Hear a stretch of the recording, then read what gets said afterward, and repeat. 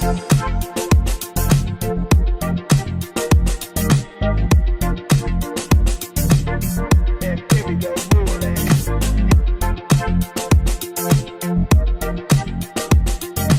what is up guys, MKBHD here, and this is the iPhone 8 review. And yes, I know, iPhone 10 is like right around the corner, this is true, but as of right now, this is the newest and best iPhone. So here's the thing, this is actually a really great phone in a lot of ways, but it's gonna tend to go under the radar, and really the only reason I'm telling you to probably skip this is because of that iPhone 10. It's just better. But I'm gonna try to review this phone in a vacuum as if we don't know that this is about to be one-upped. So this is everything you need to know about iPhone 8. So on the outside, aesthetically, it's very similar to iPhone 7, of course. Same layout, it's the same dimensions actually, so old cases will work with it as well. Same camera bump, same general look. It just looks like an iPhone again. The one biggest difference, besides the new colors, is the glass on the back. So this glass is a bit heavier, a bit grippier actually than rounded metal, and a bit more fingerprinty naturally. But most of all, it's more breakable than aluminum. So that's something to note. Even if you are using the strongest glass ever Apple, it's glass. The fit and finish is really nice though, as you'd expect. Everything on the back of the phone is underneath the glass. So the Apple logo is no longer a cutout in the metal, it's behind the glass. That iPhone logo, the text is behind the glass. Even the dual flash is under the glass, so it's all smooth to the touch. But the main reason they went with the glass is wireless charging. So iPhone 8 now supports Qi-enabled wireless charging through that glass. So any of those wireless charging pads you see at Starbucks or on those IKEA tables or at a Samsung user's bedside table, the iPhone can now use those too. Nice. Clearly not first, but still nice. It doesn't have to be first to be nice. In fact, it's really nice that the iPhone is getting Qi-enabled wireless charging and not some proprietary standard, because that now means we're gonna start seeing these Qi wireless charging accessories everywhere that work with all of the phones that already support it. I mean, think about it. If the iPhone can make the Apple Watch an accessory, the most popular watch in the world, then seems like the iPhone getting wireless charging should also be able to make that pretty popular too. Thanks, Apple. And also, if you're thinking what I'm thinking, then yeah, that space gray iPhone 8 is another fingerprint magnet for real. Reflections I can deal with, that's just something that's on every glass phone. Fingerprints, not so much. They show up a lot more on the space gray, but you can grab a dbrand skin to cover that up, and it might actually look better with the matte black than the glossy space gray. Just throwing that out there. So I'll link this one below.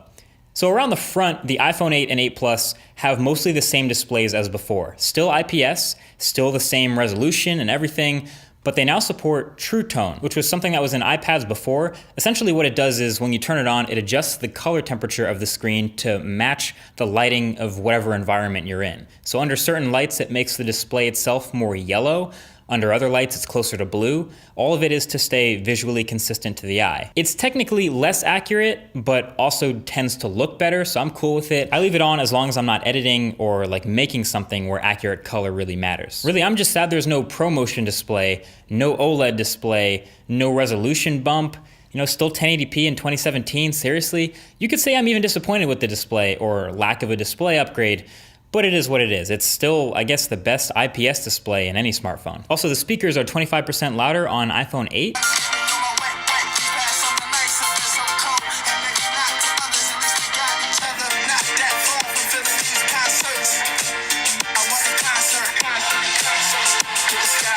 Honestly, I don't hear much of a loudness difference. It sounds to me more like a clarity difference. These just sound better. But yeah, everything else new about the iPhone 8 is on the inside, and that would be with the cameras and the specs. So when we originally got this announcement, I thought this would be some pretty minor upgrades, you know, slightly new camera bump. We see that every year.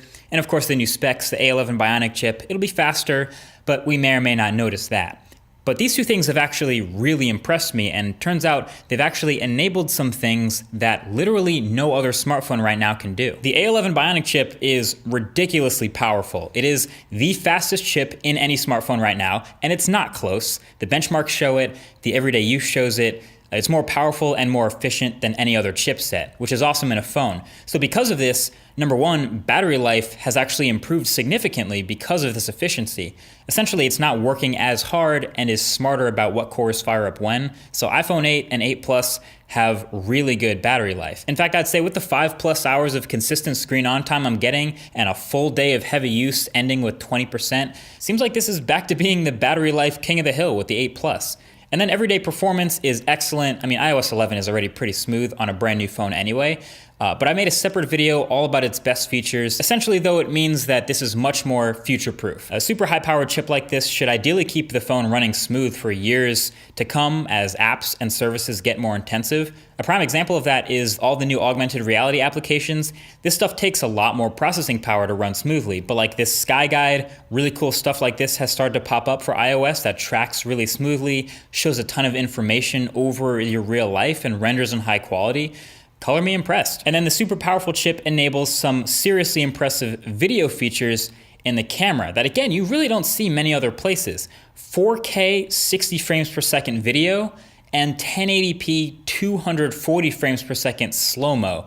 These are things you barely find in any other smartphone, let alone an actual dedicated video camera right now. I mean, the new GoPro does it, my Red camera does it, but that's about it, not much else. And it's not just that the frame rates are high, but the quality is really good too. A11 Bionic has room for much better dedicated image processing, and it's excellent with things like noise reduction and high dynamic range and contrast and sharpness and detail and all of that. Now, they are also technically new 12 megapixel sensors, so I give them credit for that too. It's new hardware. New cameras for both the 8 and 8 Plus, also put a new secondary telephoto camera for the Plus. But wow, I did not think they would be this good. And yes, it did get the highest ever rating from DxOMark, but I wouldn't put too much stock in the comparative numbers there. Just know that photo quality has taken a noticeable step up. And even though the next Google Pixel is right around the corner and iPhone 10 with slightly better glass is also incoming, the photos I've gotten from this phone have pretty much cemented it in the top 5 smartphone cameras of this year. It's that good right off the bat. If you're into photography, iPhone 8 will not disappoint. There's also the new improvements to portrait mode on the 8 Plus. So you can now take these portrait photos and adjust the portrait lighting effects during or after you've taken the photo. And they try to mimic different types of contrasty lighting if you're trying to take that to the next level. They're a little bit interesting. The first few actually do a pretty decent job. I think they're likely to get better with software updates in the future. The last two, though, with the super dramatic stage light, they kind of look a bit more like cartoon cutouts if you don't get them perfect. So I would advise to, I guess, use them sparingly unless you want to be the first one with that stage light profile picture. So yeah, the camera is really good. The performance is really good. The battery life is on point. I mean, there's not a whole lot to complain about with these new phones, except the fact that the design is so brutally outdated for 2017 in this price point. In fact, I saved all my complaints here for the end of the video. Ready? It gets a little bit too warm when wireless charging. I mean, other phones I've used in the past couple years also get warm to varying degrees when they're on the charging pad. iPhone is definitely near the high end of that spectrum. And wireless charging isn't perfect. You need contact with that pad, and as soon as you want to use the phone and pick it up, it stops charging, unless you pick up the phone and the charger every time. But that's not unique to the iPhone. It doesn't come with the USB-C fast charger in the box. iPhone 8 is capable of some really fast charging speeds with USB-C, but it won't get those speeds with the out-of-the-box wall adapter. You need to pay extra for that. That's pretty lame. I wish they used this entire huge bezel up at the front to put a real front-facing speaker. Even if it's only one side of the phone, this earpiece really isn't that loud. It's not adding much. It will be better than nothing. Right now, it's kind of weak. And for this price, of course, I wish the display was OLED. I wish it was a higher resolution too. I wish it was a bit brighter. But really, I wish it got a lot closer to the edges. I'm overall just kind of bored with the screen and the design at this point. And of course, it still does not have a headphone jack. Yeah, obviously I can't pretend I think that's coming back, but I have to say it, it doesn't have one. So that's iPhone 8. Is it boring? Heck yeah, you could say it's boring, especially on the outside. We've seen it before. But for that A11 Bionic chip, for us nerds, that really is something else. I mean, I'll say it again, it really is actually a great phone, but the only reason I'm telling you to skip this one is because we know iPhone 10 is coming out in like a month. I'd say the only reason to get this phone over the upcoming iPhone 10 is if you really want to save the $200, which a lot of people will, or if you just absolutely have to have a smaller device. That iPhone 10 does have a pretty big display, so this is actually smaller than that.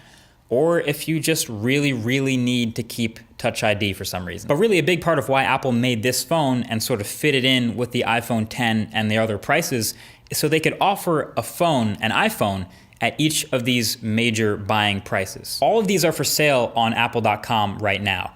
And that's a nice even spread. It's a gradient of prices to offer an iPhone for any budget. So the timing is kind of weird with iPhone 8 coming out right before iPhone 10, and it's probably very tempting to pick up iPhone 8, but you already heard what it said. So to spring all this money right now for what's about to be the second best iPhone, I mean, it's not a bad phone, but when the better one's clearly around the corner, seems like it's an obvious choice to recommend that one. Feels weird to tell you to skip a great phone, but there you have it. But hey, even if you do go with iPhone 8, you probably won't be disappointed.